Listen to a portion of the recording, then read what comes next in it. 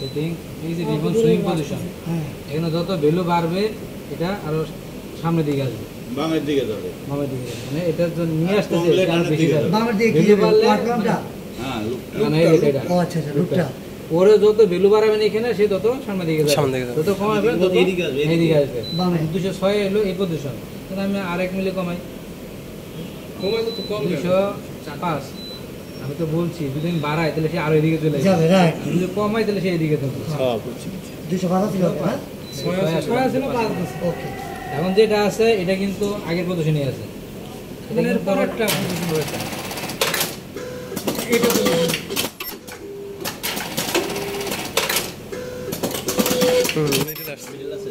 এটা আরো কমা আরো বানা লাগে, আমি 205 আছে তো 4 দিবেন, 204.5 দিলাম, মানে আমি অর্ধেক কমাইলাম, আরো হাফ মিলি কমাইলাম। এটা বুঝা যাবে না, এটা বুঝা যাবে।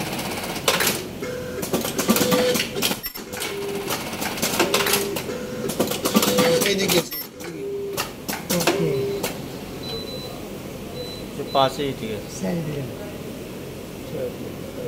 তারপরে কিনে দিয়ে আছে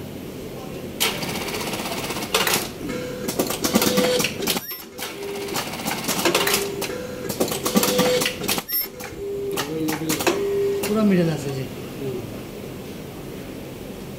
ফিটিং ক্লাম স্পিড, এটা আসতে যাইতেছে তার স্পিড,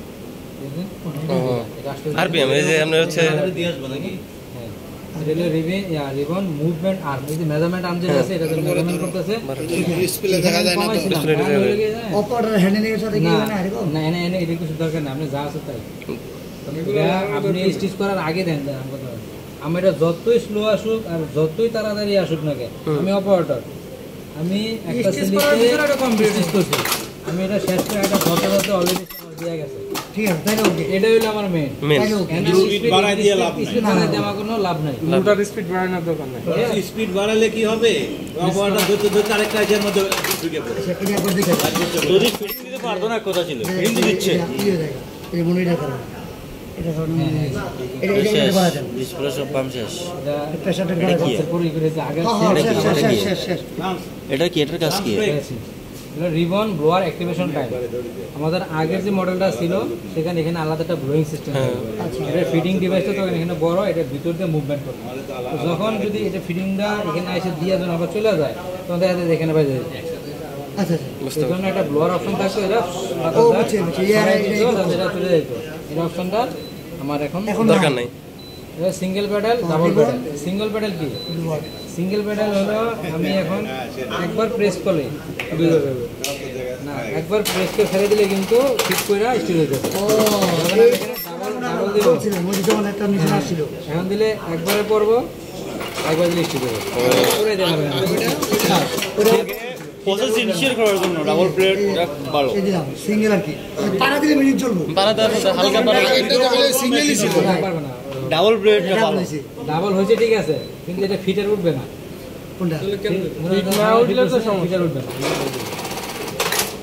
এটা হচ্ছে একটা অপশন আছে, তাই না? এখন পার্টেকের মতো না, বুঝছেন? একটা সেটিং আছে যেটা স্পেশাল সেটিং, এখানে কি সবাই কি সেটার জন্য অ্যাভেল কিনা? ওটা পরে ওটা ওই যে সিনিয়র যারা সিআরআই করুন যে ম্যানেজার ওটা পরে ঠিক আছে ওকে ওটা ওটাই করতে হবে আচ্ছা না আচ্ছা স্যার, ওখানে ভিতরে স্পেশাল অ্যাডজাস্টমেন্টের পাসওয়ার্ড লাগবে, পাসওয়ার্ড হলো 1498।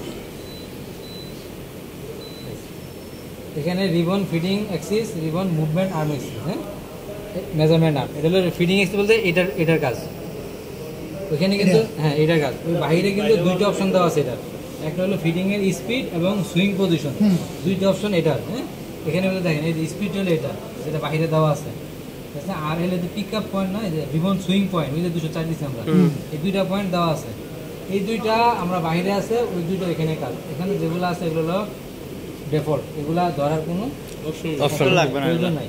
এটা হলো একদম লাস্ট পর্যায়ে যারা ইঞ্জিনিয়ার আছে মেশিনের, তারা যদি কোনো কাজ এখানে চেঞ্জ করে তারা বুঝা চেঞ্জ করবে, এটা আপনাদের কারো দরকার নাই। মেজারমেন্ট আর অ্যাক্সেস, এটা মেজারমেন্ট আর এই যে মেজারমেন্ট করতেছে বেশি ভিতরে দেখাইলে পরে পোলা মানে গেলে আমরা বেশি করব। এই যে মেজারমেন্ট যেটা করতেছে, মেজারমেন্ট যেটা করতেছে এটার যে মুভমেন্টের যে বিষয়টা এখানে সেম, এটার স্পিডটা কিন্তু বাইরে আছে, বাইরে আছে। ঠিক আছে। এখন এখানে শুধু প্রয়োজন, এখানে যেরকম ইভেন পজিশন, এখানে প্রয়োজন এই যে production measurement arm loose end point 20 mm দরকার। ওই গাইড নোটবুকটা করে আঁকলাম। এখন ওই যে ওইটা পিকা এই যে এখন যে লুজটা হবে এটা দুটো কত দেওয়া আছে 20। আমার টোটাল মেজারমেন্ট ইয়ার সাইজ কত, রিবনের সাইজ হলো 15 20 দেওয়া, 20 দেওয়া আছে। 20 দেওয়া। আর এখানে আছে হলো মেজারমেন্ট লুজ এন্ড 20 mm। এটা তো ছিল ওটা সিএম দাও, এটা mm দেওয়া। কলম 20 mm মানে 2 cm। কলম এই দুই আর 15 ওইতে এটাকে এখানে দেখেন লুজ পাচ্ছে, এটাকে এখানে খেয়াল করুন, মজা সঙ্গে আঁকছিলাম আগে ওটা যদি এটাকে এখানে দেখেন। এখন এটার দিকে থাকেন, এটার দিকে সবাই থাকেন। যখনই আমি রিটেক দিব অথবা এটা যখন নিয়ে আসবে, মানে রিটেক মানে এটা স্টেপটা শেষ করে নিয়ে আসবে, তখন দেখবেন এটা আনার আগে এটা লুজ দিবে। এই দেখেন এখানে দেখেন, এটা এখানে খেয়াল করেন। রিবনটা এখন ধরে রাখছে, এটা হচ্ছে মেজারমেন্ট আর্ম। রিবনটা এখন টান দিয়ে ধরে রাখছে। ফিডিং ক্লাম্পটা যদি মাঝখান থেকে এইভাবে ধরে টান দেয়, তাহলে এটা কি এখানে আটকে যেতে পারে। জি আটকে গেলে তখন একটু ব্যান্ড হয়ে যাবে, যার কারণে এটা যখন টান দিবে ফিডিং ক্লাম্প, তখন এই লুজেন পয়েন্টটা একটু লুজ দিবে, রিবনটা যেন ফ্রি আসতে পারে। কতটুকু লুজ দিবে সেটাই হচ্ছে এই যে মেজারমেন্ট আর্ম লুজেন পয়েন্ট। যেটা measurement arm loose end point, measurement arm বলতে বোঝাচ্ছে যেটা এইভাবে টান দিয়ে ধরে রাখছে, জি যেটা মেজারমেন্টটা নিচ্ছে সেটাই হচ্ছে মেজারমেন্ট আর্ম। এখন এটা কতটুকু লুজ দিবে সেটাই হচ্ছে এই ভ্যালুটা। ওকে রিটেক দিচ্ছে, এটা দিকে তাকান, মেশিন যাই কিছু ঘরে দিকে তাকা দেন। বুঝে ওটা একটু ব্যাক দিছে, আবার দিলাম। দেখেন ওরা ও ধরছে না, তখন আনার টাইম ওরা একবার ব্যাক দিয়ে পরে সামনে আসে, এটা আসছে ব্যাক দিছে, ব্যাক দিয়ে লুজ দিয়েছে। এখন এটা কত 20 mm, মানে 2 cm দেওয়া, আর আমি 40 mm দিলাম, মানে 4 cm দিলাম। তাদের কথা দিলাম 85 দিলাম, 5 cm দিলাম, ঠিক আছে। অনেকখানি আসছে, এখন মিডল অনেকখানি চলে আসছে। এই হলো মেজারমেন্ট আমি লুজ এন্ড পয়েন্ট। এটার যে সম্ভাব্য ইম্পর্টেন্ট মানে যখন আমি এটা বড় করব থিওরিক্যাল আগে শেষ, মাদ্রাসান প্র্যাকটিক্যাল হয়ে গেছে। ওকে, মানে এটা এখন বুঝতে পারছি তো, বুঝতে পারছি। এটা হলো মেন ইস্যু। এখন এটা কেন ইম্পর্টেন্ট আমি আগে বলছি, তো দেখা যাচ্ছে যে আমি দিছি হলো আপনার 1 cm 5 cm, আর আমার লুজ এন্ড পয়েন্ট কিন্তু আমি 5 cm দিতে পারবো না, দিতে পারো কম দিতে হবে, 3 ভাগের 1 ভাগ দিতে হবে, অথবা প্রয়োজন একটু নিয়ে বাড়াইতে হবে। এখন যখনই আমি এখানে আমার সাইজ হইলো 1.5 cm, আমার স্ট্যান্ডার্ড হলো 1.5 cm, কোনো কারণে যদি আমি 1 cm করতে হয়, সেখানে আমার এখানে কিছু মডিফিকেশনের কাজ আছে, এগুলো আমি চাইলে এখন ইজিলি বানাবো। যখন আপনার কোনো বাইরে রিকোয়ারমেন্টের মাল দিতে আমার 1 cm করাই লাগবে, তখন আমরা আসবো, এটা দেখাই দিয়ে দেবো। জাস্ট এখন আগে আমি এটা মডিফাই করার কিছু চিন্তা ভাবনা করতেছি না। সেই ক্ষেত্রে এখন আমার লুপের সাইজই হলো 1 cm 10 মিলিমিটার।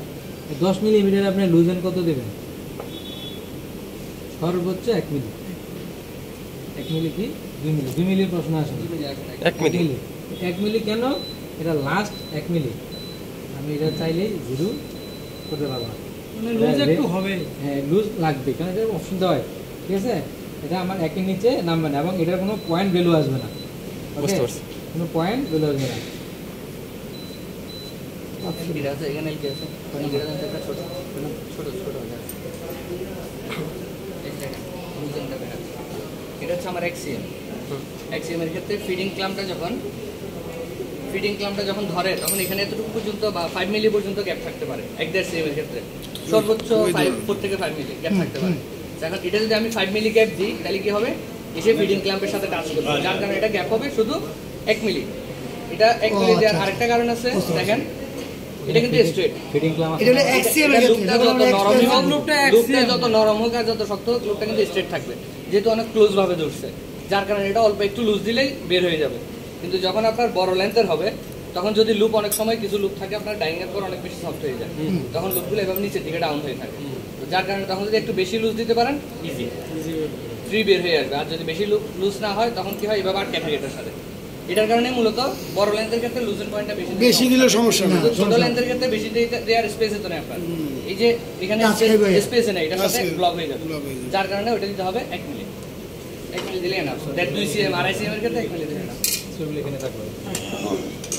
আবার কি এই টিমেই থাকবেন লাঞ্চের পরে? আমার মোবাইল তো আপনারা এক টিম? লাঞ্চে পর আবার একটু ভাই বলতেছে আপনারা এই টিমে থাকবেন। এই একটু আটকেছে